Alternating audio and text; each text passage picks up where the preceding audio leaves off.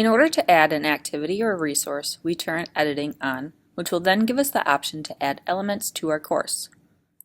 The Add an Activity or Resource option will appear in each weekly section. The window that comes up organizes them into tabs if you find that helpful.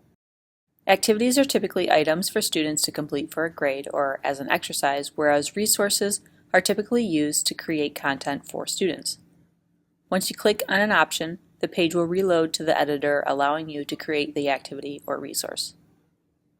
Another available feature is the ability to star your most used activities and resources. Let's say I frequently use assignments, forums, and pages. I can star each one of these and they will appear under the newly created Starred tab for easier access. You can also click on the information icon to read a description of an activity or resource if you aren't sure what it is. If you have any further questions about adding activities or resources to Moodle, reach out to the Office of Online and Distance Learning.